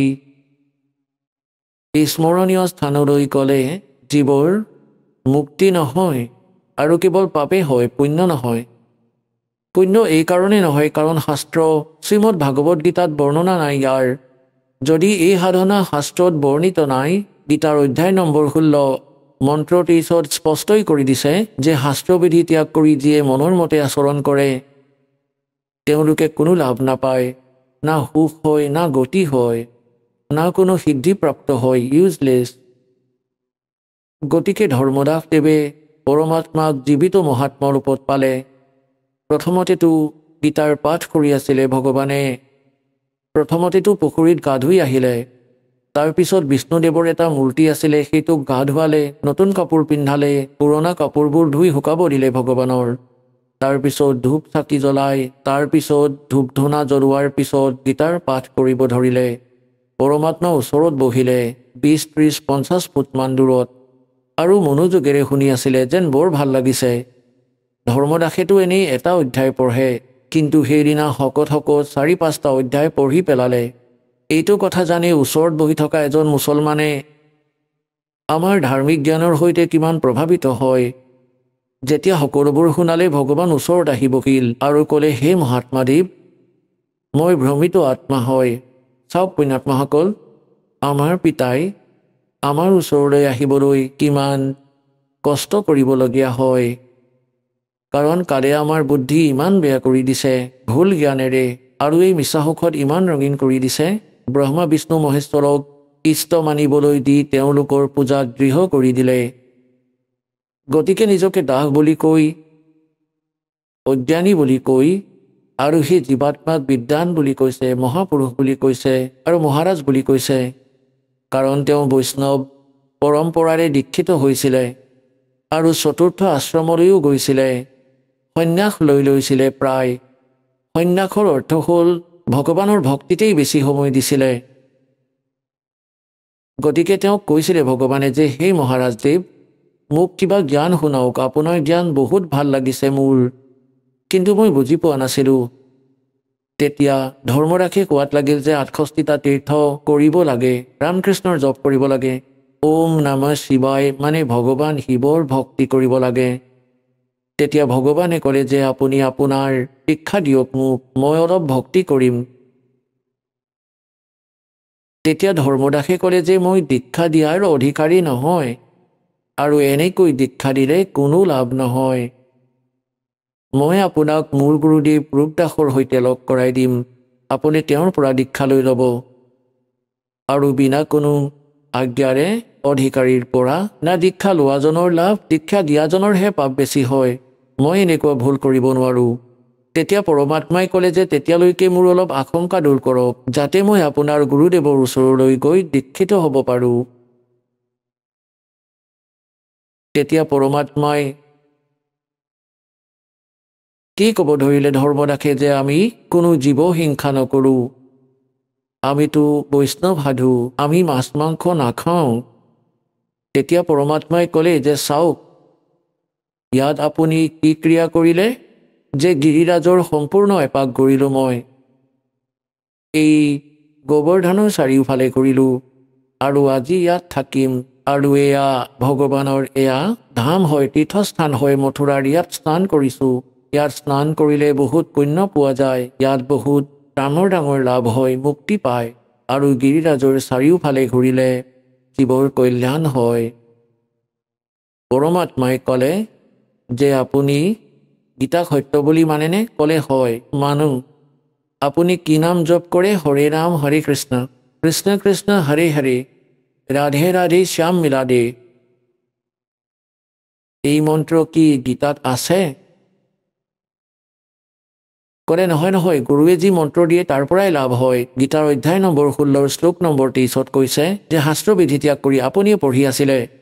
ভগৱানে ক'লে, মনৰ মতে আচৰণ কৰে, মনৰ মতে যিয়ে জপ কৰে সেয়া ইউজলেছ হয়, না তেওঁলোকৰ কোনো সুখ হয়, না গতি হয়, না তেওঁলোকৰ সিদ্ধিপ্ৰাপ্ত হয়। আপুনিতো গীতাখন পঢ়িছে, কৰি আছে তাৰ বিপৰীত, আপুনি বিধান ভাঙিছে। আৰু গীতাৰ জ্ঞান কোনে কৈছে মহাত্মা? পৰমাত্মাই সুধিলে যে, শ্ৰীকৃষ্ণদেৱে কৈছে। ঠিক আছে, শ্ৰীকৃষ্ণ কোন হয়? ক'লে, বিষ্ণুদেৱ। বিষ্ণুদেৱৰ মৃত্যু হয়নে? ক'লে, নহয়, তেওঁ অজৰ অমৰ, তেওঁ পৰমাত্মা সৰ্বশক্তিমান। এতিয়া গীতাৰ জ্ঞান দিছে শ্ৰীকৃষ্ণ বুলি কোৱা বা বিষ্ণু বুলি কোৱা আপোনাৰ শব্দত। ক'লে, হয় হয়। তেন্তে গীতাৰ অধ্যায় নম্বৰ 4 শ্লোক নম্বৰ 5 আৰু 9 আপুনিও পঢ়ি আছিলে। এয়া নিজেই কৈছে গীতাৰ জ্ঞানদাতাই যে, অৰ্জুন, তোমাৰ আৰু মোৰ বহুত জনম হৈ গৈছে, তুমি নাজানা, কিন্তু মই জানো। দ্বিতীয় অধ্যায়ৰ 12 নম্বৰ শ্লোকত আপুনি পঢ়িছে, মানে পৰমাত্মাই এয়া সংকেতত কৈছে যে আপুনি এতিয়া পঢ়ি আছিলে তেওঁ নিজেই কৈছে মোৰ জন্ম মৃত্যু হয় এই সেই শ্লোকটো ক'ব আপোনাক আৰু 10ম অধ্যায়ৰ 2য় শ্লোকত কৈছে যে মোৰ উৎপত্তি কাঁই দেৱতাই জানে স্তব্ধ হৈ গ'ল একেবাৰে যেন অচেতন হৈ গৈছে আৰু আপুনি কৈছে তেওঁ অজৰ অমৰ আৰু তেওঁ নিজেই কৈছে 18 নম্বৰ অধ্যায়ৰ 62 নম্বৰ শ্লোকত যদি তুমি পূৰ্ণমুক্তি বিচৰা সেই পৰমেশ্বৰৰ চৰণলৈ যোৱা তেওঁৰ কৃপাতেই তুমি পৰম শান্তি আৰু সনাতন পৰম ধাম প্ৰাপ্ত কৰিবা সেই পৰমাত্মাজন কোন সেইজনৰ বিষয়ে কোৱা তেতিয়াহে মই দীক্ষা ল'ম তোমাৰ পৰা তেতিয়া বেয়া পালে তেওঁৰ খং উঠি গ'ল কাৰ ধৰ্মদাসৰ যে আপুনিতো আমাৰ দেৱী দেৱতাক সেও জ্ঞান কৰিছে কাৰণ আপুনি মুছলমান হয় পৰমাত্মাই ক'লে মই কৰা নাই আপুনি মোক এইটো কথা কওক যে এই গিৰিৰাজৰ যাৰ আপুনি পৰিক্ৰমা কৰিলে এই কথা শুনাই দিয়ক মোক তেতিয়া ধৰ্মদাসে ক'লে এবাৰ এসময়ত ইয়াত দেৱী দেৱতাসকলৰ পূজা হৈছিলে তেতিয়া ভগৱান কৃষ্ণই এনেকৈ কৈছিল এই দেৱী দেৱতাসকলৰ পূজা বন্ধ কৰা ইন্দ্ৰৰো পূজা বন্ধ কৰা কেৱল এজন পৰমাত্মাৰ ভক্তি কৰা যি কথাত ক্ৰুদ্ধ হৈ ইন্দ্ৰই ইমান ডাঙৰকৈ বৰষুণ দিয়ালে এটা ক্ষণতে মেঘ 96 কোটি মেঘমালা এবাৰতে বৰষাই দিলে নেৰানেপেৰা বৰষুণ হ'ল তেতিয়া ভগৱান কৃষ্ণই এই গিৰিৰাজক দাঙি ধৰিছিলে হাতেৰে আৰু গোটেই ব্ৰজৰ ৰক্ষা কৰিলে ইন্দ্ৰই বহুত বৰষুণ দিয়ালে বহুত বৰষুণ হ'ল বহুত নেৰানেপেৰাকৈ কিন্তু এটোপাৰো তললৈ আহিব নিদিলে এই গোবৰ্ধনৰ ওপৰতে সকলো শুকুৱাই দিলে ভগৱানে পৰমাত্মাই ক'লে তোমাৰ বুদ্ধি চোৰে লৈ গৈছে তোমালোকে কৃষ্ণই কৈ আছে দেৱী দেৱতাসকলৰ পূজা নকৰিবা দেৱতাসকলৰ মুৰব্বী এই ইন্দ্ৰদেৱৰো পূজা এৰুৱালে এওঁ সেইবাবেই এওঁলোকৰ খং উঠিল আৰু আপুনি কৈছে মই আপোনালোকৰ দেৱতাসকলক অপমান কৰিছো আৰু য'ত তুমি গা ধুলা এই স্থান এৰিটো গুচি গ'ল শ্ৰীকৃষ্ণ দুৱাৰকাত থাকে এতিয়া তাতে যোৱা তাতেই গৈ গা ধোৱা এতিয়া দুৱাৰকাও নাই সমুদ্ৰত ডুবি গ'ল এইবাবেই ডুবাইছিলে যাতে মানুহবোৰে ঠেলা হেঁচা কৰিব নাহে ইয়ালৈ মুক্তি হ'ব ভক্তিৰে এতিয়া পুণ্যাত্মাসকল এয়া জ্ঞান হয় এতিয়ালৈকে অজ্ঞানতা ভৰাই থৈছিলোঁ আমাৰ ভিতৰত এইটো বহুত দীঘলীয়া কথা এতিয়া চৰ্তত যি এই দাসে বুজাব বিচাৰিছে সেয়া হ'ল আকৌ পৰমাত্মাই ক'লে যে আপুনি কৈছে যে মই কোনো জীৱ হিংসা নকৰোঁ আপুনি ক'ৰ পৰা আহিছে ক'লে বান্ধৱগড়ৰ পৰা আহিছোঁ মথুৰাত আছে কিমান দূৰ হয় কিমান ডিষ্টেঞ্চ আছে মথুৰা আৰু বান্ধৱগড়ৰ মাজত ধৰ্মদাসদেৱে ক'লে মানে 250-300 মাইলমান হ'ব কোচ আগতে কোচ চলিছিলে মানে 800-850 কিলোমিটাৰমান ডিফাৰেঞ্চ আছে মথুৰা আৰু বান্ধৱগড়ৰ মাজত তেতিয়া পৰমাত্মাই সুধিলে কি সাধনেৰে আহিছে আপুনি এতিয়া ধৰ্মদাসে ক'লে মই খোজকাঢ়ি আহিছোঁ ভাই খোজকাঢ়ি আহিছোঁ জীৱিত মহাত্মাদেৱ খোজকাঢ়ি আহিছোঁ তেতিয়া পৰমাত্মাই ক'লে মথুৰাৰ পৰা ইয়ালৈকে আহোঁতে আপুনি কিমান জীৱ হত্যা কৰিলে গণিব নোৱাৰিব আৰু এই পুখুৰীত গা ধুলে ইয়াত এই মথুৰাৰ পানীত গা ধুলে আৰু এগতি পানীও আনিলে চাওক ইয়াৰ ভিতৰত কিমান জীৱ আছে এয়াতো 2 লিটাৰ পানীতেই ইমান আৰু য'ত আপুনি মলি গা ধুইছিলে কিমান জীৱক যে আপুনি হত্যা কৰিলে ধৰ্মদাস কোটি জীৱ মাৰি পেলালে আপুনি আৰু আপুনি ৰৈ আছে কৈছে মুক্তি হ'ব তুমিতো পাপৰহে ভাগি হলা पृथ्वी ऊपर पग जो धारे है करोड़ जीव एक दिन में मारे कहते सत्तर ब्राह्मण की है हत्या जो चौका तुम देव नित्या ब्राह्मण संस हत्या जो होई जल स्नान करत हो सोई এতিয়া যেনেকৈ আপোনালোকৰ শাস্ত্ৰত কৈছে ব্ৰহ্ম হত্যাৰ পাপ বহুত ডাঙৰ হয় জীৱ হিংসা ব্ৰহ্ম আৰু যেনেকৈ জীৱ হিংসা মানে ব্ৰহ্মৰ হিংসা ভগতক যদি মাৰে তেন্তে সেয়া জীৱ হিংসা হয় কৈছে এটা যি তুমি খাদ্য বনোৱাৰ আগতে মাটি আৰু গোবৰেৰে সেই স্থান মচা হৈছিলে আৰু কোৱা হয় আপুনি যি এই চৌকাখন মচিছে য'ত ৰুটি বনাব এইখিনি পৰ্চনত 1000 কোটি জীৱৰ হত্যা কৰিলে কোৱা হয় कि पृथ्वी ऊपर पग जो धारे करोड़ जीव एक दिन में मारे যেনে আপোনালোকে গোটেই দিনটো ঘূৰি ফুৰে এদিনত আপোনালোকে কোটি জীৱ নাহ মাৰি পেলায় और कहते जो चौका ब्राह्मण सत्य ब्राह्मण की है हत्या जो चौका तुम देवो नत्या। তুমি নিত্য যি মচা মেলা কৰা তেতিয়া 70 ব্ৰাহ্মণক হিংসা কৰা যেন হয়। और ब्राह्मण से हत्या जो होई जल स्नान करत सोई। এই পুখুৰীত যে গা ধোৱা তাতে বহুত জীৱ মৰি যায়। 1000জন ব্ৰহ্ম হত্যাৰ পাপ লাগে তোমাৰ। हरी भांति पृथ्वी के रंगा अंत कोट जीव उड़े पतंगा खान पान में दमन प्राणी कैसे पाओ मोक्ष निशानी। তোমালোকে যে খোৱা লোৱা কৰা তাতেও জীৱ মৰে, আটা মঠিলেও তাতে জীৱ মৰে, তোমালোকে যে মাটি মচা তাতেও বহুত জীৱ মৰে। আৰু আপুনি কয় আমি জীৱ হিংসা নকৰোঁ। এতিয়া পুণ্যাত্মাসকল, আপোনালোকৰ মনলৈ এই কথা আহিব যে কোৱাৰ ভাৱ এইটোৱেই দাসৰ যে সেই তীৰ্থলৈ যাওঁতে আৰু আহোঁতে আপোনালোকে যি পাপ জীৱ মাৰিলে সেয়াটো আপোনাৰ বেড একাউণ্টলৈ গ'ল, পুণ্য এটাও নাপালে। কাৰণ এয়া সদগ্ৰন্থৰ বিপৰীত সাধনা, শাস্ত্ৰবিধি ত্যাগ কৰি এয়া মনৰ মতে কৰা আচৰণ। গতিকে ইয়াত আপোনালোকৰ মনলৈ এইটো শংকা আহিব, ঠিক আছে আজি যি কনচেপ্ট, আজি যি সৎসংগ এইটো কনচেপ্ট চলি আছে যে এই তীৰ্থ কি হয়, এই অমৰধাম বৈষ্ণদেৱী আদি কেনেকৈ হ'ল এয়া ক্লিয়াৰ হ'ল। আৰু দ্বিতীয়টো হ'ল ভগৱানৰ দৰ্শন হয় মন্ত্ৰৰেহে মুক্তি হ'ব। যেনেকৈ ভগৱান, যেনেকৈ আপুনি শ্ৰীকৃষ্ণ বিষ্ণুদেৱ আৰু শ্ৰী ভগৱান শংকৰদেৱক ভগৱান বুলি মানা, যেনেকৈ পাৰ্বতীতকৈ বেছি দৰ্শন শিৱৰ কোনেও কৰিব নোৱাৰে। তেওঁতো তেওঁৰ ধৰ্মপত্নী আছিলে, অৰ্ধাংগিনী আছিলে, আটাইতকৈ বেছি দৰ্শন তেওঁৱেই কৰিছিল, কিন্তু মুক্তি পোৱা নাছিল। সেই মন্ত্ৰৰেহে মুক্তি হ'ল। ভগৱানে নিজেই সেই পৰম অক্ষৰ ব্ৰহ্মই আমাৰ এই পৃথিৱীত, ভূমিত, ভাৰতবৰ্ষত, পৃথিৱীত কাশীত থাকি গুচি গৈছিল আৰু কোটি কোটি ব্যক্তিয়ে দৰ্শন কৰিছিলে, লাখে লাখে। মুক্তি নহ'ল কাৰণ তেওঁলোকে সেই মন্ত্ৰ পোৱা নাছিলে, কাৰণ যোগ্য হোৱা নাছিলে তেওঁলোক, যাৰ বাবে মন্ত্ৰ প্ৰাপ্ত কৰিব পাৰে, যাৰ পৰা মুক্তি হ'ল হয়।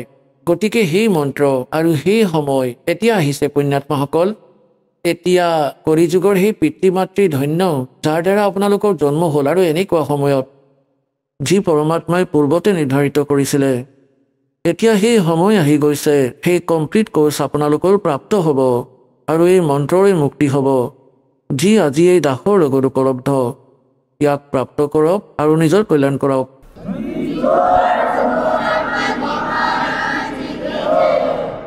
পৰম পিতা পৰমাত্মা পূৰ্ণ ব্ৰহ্ম সমগ্ৰ সৃষ্টিৰ ৰচয়িতা কবিৰ পৰমেশ্বৰ দেৱ, তেওঁ সকলো আত্মাৰে জনক হয়, আমাৰ সকলোৰে পিতা হয়। সেই পৰমাত্মা আমাৰ হিতেশী হয়। তেওঁ স্বয়ঙে ইয়ালৈ আহি আমাক এইটো জ্ঞান দিয়ে যে তোমালোক সকলো আত্মাই ইয়াৰে বাসিন্দা নহয়, এই স্থান আপোনালোকৰ নিজ স্থান নহয়। আপোনালোকে এই অস্থায়ী ধৰাক পাৰ্মানেণ্ট বুলি মানি লৈছে, যদিও আপোনালোকে জানে যে না ইয়াত কোনো আছিলে না কোনো থাকিব, তাৰপিছতো আপোনালোকে চিন্তা কৰা নাই। এই বিষয়ে পৰমাত্মাই কৈছে, कबीर ये माया अटपटी सब गट आण अड़ी किस किस को समझाऊं या कुए भांग पड़ी। इस झूठे सुख को सुख कहे ये मान रहा मनमोद, ये सकल चबीना काल का कुछ मुख में कुछ गोद। पृथ्वीपति चकवे गए जिनके चक्र चलंत, रावण सरीखे कौन गिने ऐसे गए अनंत। পৰমাত্মাই আমাক মনত পেলাই দিয়ে যে কবিৰ পৰমেশ্বৰে যে আপোনালোক যি লোকত আছে এই লোক সঠিক নহয়। ইয়াত আপোনালোকে ঘৰ বাৰী বনোৱাত, গাড়ী অথবা অন্য সম্পত্তি গঢ়াত সম্পূৰ্ণ মানৱ জীৱন লগাই দিয়ে, আৰু সেই কালচোৱাত আপোনাৰ লগত নাজানো কিমান ঘটনা ঘটি যায়, কিমান বিপদৰ সন্মুখীন হ'বলগীয়া হয়। কাৰোবাৰ পুত্ৰ মৰি যায়, কাৰোবাৰ পুত্ৰী বিধৱা হৈ যায়, কাৰোবাৰ কোনো ব্যৱসায়ত ঘাটি হোৱাৰ বাবে টেনশ্যনৰ মুখামুখি হ'বলগীয়া হয়। কোনো প্ৰাণীয়ে এই 21 ব্ৰহ্মাণ্ডৰ যি কালৰ লোক আছে ইয়াত কোনো সুখী নহয় আৰু কোনো স্থায়ী নহয়। পৰমাত্মাৰ সৈতে পৰিচিত যি মহাপুৰুষ আহিছিলে তেওঁলোকে আৰু স্বয়ং পৰমেশ্বৰ কবীৰদেৱে আহি ইয়াৰে বাস্তৱিকতাৰ কথা কোৱাৰ চেষ্টা কৰিছিলে, কিন্তু আমি অজ্ঞানতাৰে ইমান পৰিপূৰ্ণ হৈ গৈছিলোঁ যে আমি পৰমাত্মাৰ সেই জ্ঞানক স্বীকাৰ নকৰিলোঁ। এতিয়া দয়া কৰিছে পৰমাত্মাই আপোনালোকক প্ৰথমে শিক্ষিত কৰিলে, নহ'লে আপোনালোকে আগৰ ইতিহাস চাব পাৰে। কোনো যুগতে কোনো প্ৰজা শিক্ষিত হোৱা নাছিলে, কেৱল ব্ৰাহ্মণ বৰ্গই আছিলে যিয়ে শিক্ষা গ্ৰহণ কৰিছিলে আৰু সদগ্ৰন্থবোৰক জানিবলৈ শিক্ষা গ্ৰহণ কৰিছিলে। সংস্কৃত ভাষাই তেতিয়া মূল আছিলে আৰু অন্য প্ৰজা নিজৰ সেই ধাৰ্মিক গুৰুসকলৰ পৰা আধ্যাত্মিক জ্ঞান শুনি নিজৰ জীৱন নিৰ্বাহ কৰিছিলে। এতিয়া আপোনালোকক শিক্ষিত কৰি তুলিছে যাতে আপোনালোকে যি সদগ্ৰন্থবোৰক সত্য বুলি মানিছিলে, আমাৰ ধৰ্মগুৰুসকলে আমাক তাৰে বিপৰীত জ্ঞান দিছিলে। তাক কোৱা হয় শাস্ত্ৰবিধি ত্যাগ কৰি মনৰ মতে কৰা আচৰণ, মানে শাস্ত্ৰৰ বিৰুদ্ধে জ্ঞান, আৰু যদি শাস্ত্ৰৰ বিৰুদ্ধে সাধনা কৰা হয় সেই সাধনা ব্যৰ্থ হয়।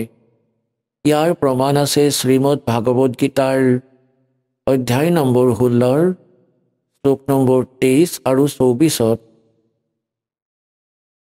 23 নম্বৰ শ্লোকত কৈছে যে অৰ্জুন, যিয়ে শাস্ত্ৰবিধি ত্যাগ কৰি মনৰ মতে আচৰণ কৰে, অৰ্থাৎ সদগ্ৰন্থত বৰ্ণিত জ্ঞান আৰু তাৰ সমাধান সাধনা তাক নকৰি নিজৰ মনমুখী মন্ত্ৰৰে মনৰ মতে আৰতি কৰে, যেনেকৈ ওম জয় জগদীশ্বৰে স্বামী জয় জগদীশ্বৰে জয় গণেশ দেৱা, এই ধৰণৰ যিবোৰ আৰতি আছে সেইবোৰ আমাৰ সদগ্ৰন্থত নাই।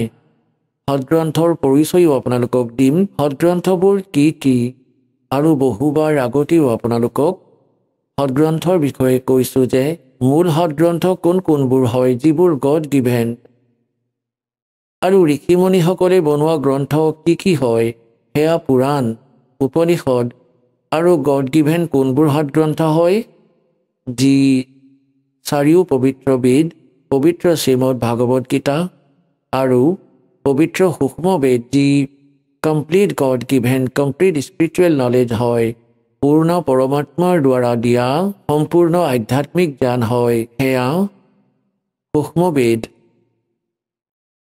সেই সূক্ষ্ম বেদক আমাৰ ধৰ্মগুৰুসকলে বুজি নাপালে। এই দাসৰ ওপৰত দয়া কৰিছে সেই সূক্ষ্ম বেদক বুজাত আৰু বুজোৱাৰ বাবে। গতিকে যিয়ে সদগ্ৰন্থৰ বিপৰীত সাধনা কৰে তেওঁ শাস্ত্ৰবিধি ত্যাগ কৰি মনৰ মতে আচৰণ কৰি আছে। সদগ্ৰন্থৰ বিষয়ে আপোনালোকক ক'লোৱেই, সূক্ষ্ম বেদ, পবিত্ৰ চাৰিও বেদ, পবিত্ৰ শ্ৰীমদ ভাগৱত গীতা। ইয়াৰ অতিৰিক্ত যিবোৰ গ্ৰন্থ আছে সেইবোৰ ঋষিমুনিসকলে দিয়া গ্ৰন্থ। যদিহে সেইবোৰ বেদৰ সৈতে মিলে তেন্তে সেয়া শুদ্ধ। তাৰ অতিৰিক্ত যিবোৰ জ্ঞান তাৰ ভিতৰত আছে সেয়া তেওঁলোকৰ নিজৰ, সেয়া যথাৰ্থ জ্ঞান নহয়। গতিকে ইয়াত গীতাৰ অধ্যায় নম্বৰ 16 শ্লোক 23 কৈছে যে যিয়ে শাস্ত্ৰবিধি ত্যাগ কৰি মনৰ মতে আচৰণ কৰে, মনৰ মতে সাধনা কৰে, নাতো তেওঁলোকৰ কোনো সুখ হয়, না কোনো তেওঁলোকৰ সিদ্ধি প্ৰাপ্ত হয়, না তেওঁলোকৰ গতি হয়, অৰ্থাৎ ব্যৰ্থ, ইউজলেছ। তেন্তে কি লাভ এইবোৰ কৰাৰ, যাৰ পৰা একো লাভেই নাপায়? গতিকে সেইবাবে 24 নম্বৰ শ্লোকত গীতাৰ অধ্যায় নম্বৰ 16 24 নম্বৰ শ্লোকত তৎক্ষণাৎ কৈছে, সেইবাবে তোমাৰ বাবে অৰ্জুন কৰ্তব্য আৰু অকৰ্তব্যৰ ব্যৱস্থাত সদগ্ৰন্থই প্ৰমাণ। অৰ্থাৎ সদগ্ৰন্থক আধাৰ মানি যি সন্তই সাধনা কয় তাকেই স্বীকাৰ কৰা। অন্য শাস্ত্ৰৰ সাধনা কৰাৰ কথা কোৱাজনক তৎক্ষণাৎ বাদ দিয়া। তেওঁ নিজৰ জীৱনো নষ্ট কৰি আছে আৰু শ্ৰদ্ধালুসকলকো মিছগাইড কৰি আছে। গতিকে যি মহাপুৰুষসকলে পৰমাত্মাক পালে, কাৰণ পৰমাত্মাৰ গুণক বেদে প্ৰমাণ দিছে যে সেই পৰমেশ্বৰে স্বয়ং নিজ স্থানৰ পৰা গতি কৰি আহে। পৰমাত্মা পৰমেশ্বৰ ওপৰৰ লোকত থাকে, সত্য লোকত, আৰু তাৰ পৰা গতি কৰি আহে সশৰীৰ ইয়াত অন্য ৰূপ ধাৰণ কৰি লয় আৰু ভাল আত্মাসকলক লগ কৰে।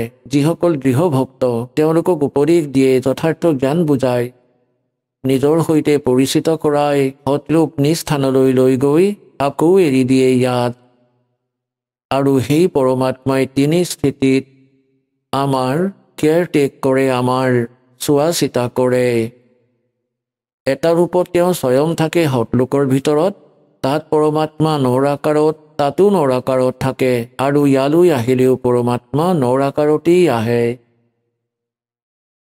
গতিকে সৎলোকত যি পৰমাত্মাৰ স্থিতি সেয়া মনুষ্য সদৃশ হয়, মনুষ্যবধ হয়। তেওঁৰ শৰীৰৰ যি উজ্জ্বলতা, পোহৰ, এডাল নোমৰ গুৰিৰ শোভাত এটা নোমৰ গুৰি বুলি কোৱা হয় নোমৰ। এডাল নোমৰ গুৰিত কোটি সূৰ্য কোটি চন্দ্ৰ, এই দুটাক মিলাই যিমান পোহৰ হয়, তাৰ যি উজ্জ্বলতা, পৰমাত্মাৰ এক নোমৰ ইমান পোহৰ হয়। তেন্তে বাকী শৰীৰৰ কিমান হ'ব বুজিছেই নিশ্চয়। তাততো পৰমাত্মাই এক ৰূপত এনেকৈ ৰুল কৰে, অল আৰ কণ্ট্ৰলাৰ, আৰু অল আৰ ক্ৰিয়েটৰৰ ৰূপত তাত বিৰাজমান হৈ আছে সেই পৰমাত্মাই, যিয়ে বাৰাণসীত, কাশীত শিপিনীৰ ৰূপত, তাঁতীৰ ৰূপত তাত আছিলে। এতিয়া কলি যুগত চন 1398 পৰা আৰু চন 1518লৈকে 120 বছৰ আছিলে। সেই পৰমাত্মাই এই অসংখ্য ব্ৰহ্মাণ্ডৰ কণ্ট্ৰলাৰৰ সিংহাসনত বিৰাজমান হৈ আছে, সেই সিংহাসনত বিৰাজমান হৈ আছে। আহক আমি এতিয়া সেই শ্ৰদ্ধালুসকলৰ অনুভৱবোৰ জানো, যিসকলে জগতগুৰু তত্ত্বদৰ্শী সন্ত ৰামপাল গুৰু মহাৰাজৰ পৰা দীক্ষা প্ৰাপ্ত কৰিছে তথা তেওঁ কোৱা ভক্তি মাৰ্গ এওঁলোকে অৱলম্বন কৰি আছে। হয়, নমস্কাৰ। হয়, নমস্কাৰ। কি নাম হয় আপোনাৰ? মোৰ নাম লক্ষ্মী। লক্ষ্মী, আপুনি ক'ৰ পৰা আহিছে? মোৰ ঘৰ হ'ল ইউপিৰ কানপুৰ জিলাত, কিন্তু মোৰ প্ৰকৃত ঘৰ পাঞ্জাৱতে, জিলা ভটিণ্ডাত, পাঞ্জাৱৰ ৰামা মন্দি। হয়, আপুনি সন্ত ৰামপালদেৱ মহাৰাজৰ লগত জড়িত হোৱাৰ আগত কি ভক্তি কৰিছিল? ছাৰ, মই ভক্তি সাধনা এইকাৰণে কৰিছিলোঁ কাৰণ মোৰ ককা বৈষ্ণৱ পন্থৰ আছিলে, সেইবাবে চেৰাবলী মাতা আৰু লগতে বজৰংবলীৰো পূজা আৰতি কৰিছিলোঁ। কিন্তু তথাপিও আমাৰ স্থিতি বেয়াৰ ফালেহে গৈ আছিলে। ইয়াৰ পৰা আমাৰ লাভটো একো নহ'ল, কিন্তু লাভ হোৱাৰ সলনি যি মোৰ মনত প্ৰশ্ন আহিছিলে সেইফালে মোৰ স্তৰ নামি যাব ধৰিছিলে। যেতিয়া মোৰ বিয়া হ'ল, বিয়া হোৱাৰ পিছত মই দুৰ্গা মাতাৰ নৱৰাত্ৰি ব্ৰতো ৰাখিছিলোঁ। তাৰ পাছত এদিন আমাৰ লগত এনেকুৱা এটা ঘটনা হ'ল যে মোৰ স্বামীদেৱ তেখেতে বহুত বেছি ড্ৰিংক কৰিছিলে। ড্ৰিংক কৰি তেওঁ যেতিয়া ঘৰত আহিছিল তেতিয়াই মই এটা শপত লৈছিলোঁ যে মাতা, মই তোমাৰ শৰণত আছোঁ, কিন্তু যাৰ বাবে মই মোৰ সমস্ত জীৱন আপোনাক অৰ্পণ কৰিছোঁ তাৰ পৰা আমি একো লাভ পোৱা নাই।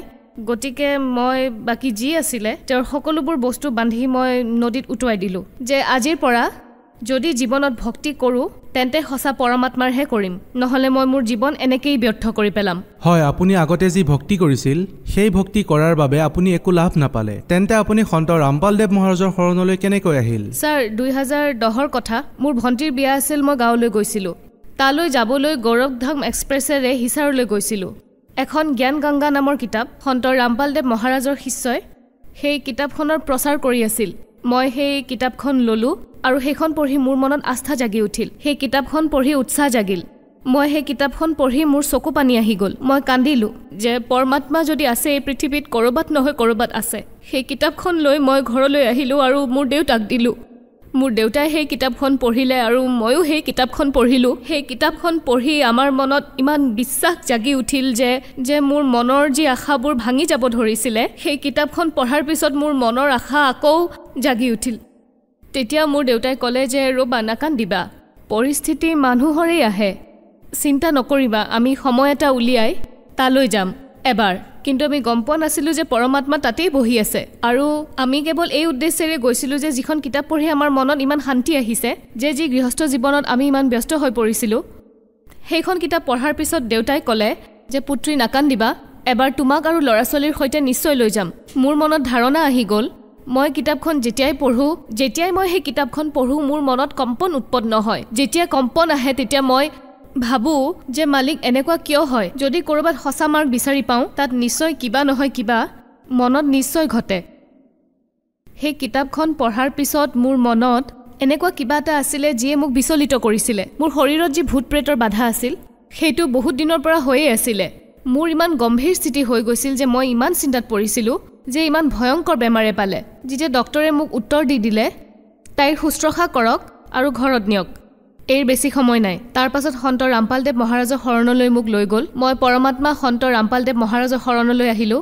আৰু উপদেশ ল'লোঁ তাৰ পিছত বেমাৰৰ পৰা মুক্তি পালোঁ আপুনি সন্ত ৰামপালদেৱ মহাৰাজৰ পৰা নাম দীক্ষা লোৱাৰ পিছত হঠাতে আপোনাৰ এনেকুৱা কি হ'ল যে সকলো বেমাৰ ঠিক হৈ গ'ল সন্ত ৰামপালদেৱ মহাৰাজৰ পৰা নাম দীক্ষা লোৱাৰ পিছতেই প্ৰথমেতো মই সকলো শাস্ত্ৰৰেই জ্ঞান পালোঁ সৎভক্তি পালোঁ সৎভক্তি কৰাৰ বাবে মোৰ শৰীৰত যি বেমাৰ আছিলে মানে যি সমস্যা আছিলে সেই সকলোবোৰ সমস্যা দূৰ হ'ল তাৰ পিছত পৰমাত্মা মুক্তিদাতা সন্ত ৰামপালদেৱ মহাৰাজৰ হাত মোৰ মূৰত পৰাৰ লগে লগে মোৰ ঘৰত যি নিচা চলিছিলে প্ৰথমেতো বেমাৰ তাৰ পাছত এই নিচাৰ সমস্যা আমাৰ ঘৰত নিচা বহুত চলিছিল নিচা ঠিক হ'ল আমাৰ ঘৰ মৰি খালী হৈ গৈছিলে মোক পৰমাত্মাই 4 মাহৰ সময় দিছিল যে পুত্ৰী ভক্তি কৰা আৰু মালিকে সকলো ঠিক কৰি দিব তাৰ পিছত 4 মাহৰ পিছত মোৰ সমস্ত পৰিয়াল পৰমাত্মাৰ শৰণত জড়িত হ'ল আপুনি যে আপোনাৰ বেমাৰৰ কথা ক'লে আচলতে বেমাৰ কি আছিল মোৰ কেঞ্চাৰৰ সমস্যা আছিলে কেঞ্চাৰ মানে মোৰ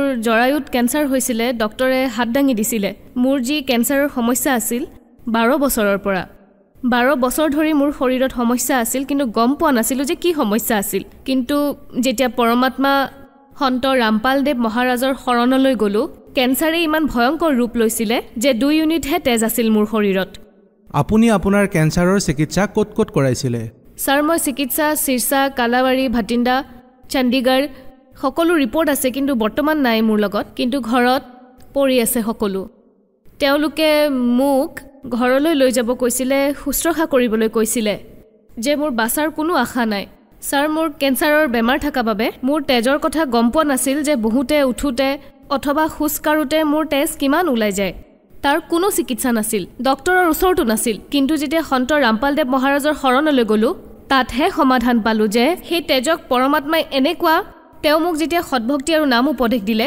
মূৰত ধৰি আশীৰ্বাদ দিলে আৰু ক'লে যে যোৱা পুত্ৰী সৎভক্তি কৰা সকলো ভাল হৈ যাব সেইদিনাৰ পৰা আজি দিনলৈকে মই কেতিয়াও ডক্টৰৰ ওচৰলৈ নগ'লোঁ না মোৰ এনেকুৱা কিবা সমস্যা আহিল মালিকে মোৰ লগত এনেকুৱা কৰিলে যেনে মৃতক জীৱিত কৰি দিয়া পৰমাত্মাই মোৰ লগতো সৎভক্তিৰ দ্বাৰা মোক ধৈৰ্য শক্তি দিছিল সেইদিনাৰ পৰা মই ঠিকেই আছোঁ আপুনি ভগত সমাজক কি বাৰ্তা দিব বিচাৰিব ভগত সমাজক ছাৰ মই বাৰ্তানো কি দিম প্ৰাৰ্থনাই জনাইছোঁ যে মালিকৰ শৰণলৈ আহিলে যিহেতু এই দাসীৰ সকলো দুখ দূৰ হৈ গ'ল গতিকে মই ভগত সমাজক এইটোৱে অনুৰোধ জনাওঁ যে পৰমাত্মাক কেৱল ৰূপেৰে বুজি লাভ নাই পৰমাত্মাৰ জ্ঞান বুজক সন্ত ৰামপালদেৱ মহাৰাজৰ বচনক বুজক তেওঁ মাত্ৰ নাম দিলেই উপদেশ দিলেই যদি ইমান কঠিনতকৈ কঠিন সমস্যাৰ নিবাৰণ হ'ব পাৰে তেন্তে জগতৰ কিয় হ'ব নোৱাৰিব চাওক আপুনি কৈছে যে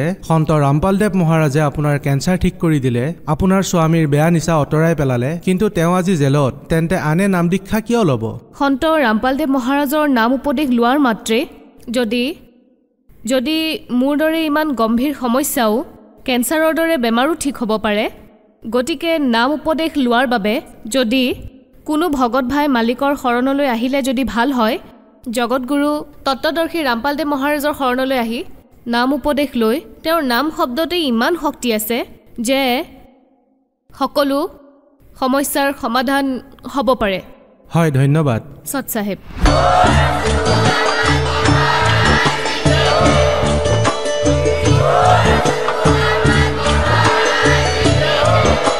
আপুনি শুনি আছিলে জগতগুৰু তত্ত্বদৰ্শী সন্ত ৰামপাল গুৰু মহাৰাজৰ মংগল প্ৰবচন অধিক জানিবৰ বাবে ভিজিট কৰক www.jagatgururampalji.org সন্ত ৰামপাল গুৰু মহাৰাজৰ শুভ আশীৰ্বাদত সমগ্ৰ বিশ্বতে 500তকৈ অধিক নাম দীক্ষা কেন্দ্ৰ আছে য'ত সন্ত ৰামপাল গুৰু মহাৰাজৰ দ্বাৰা বিনামূলীয়াকৈ নাম দীক্ষা দি থকা হৈছে আপোনাৰ ওচৰৰ নাম দীক্ষা কেন্দ্ৰৰ ঠিকনা জানিবলৈ সম্পৰ্ক কৰক 7082208528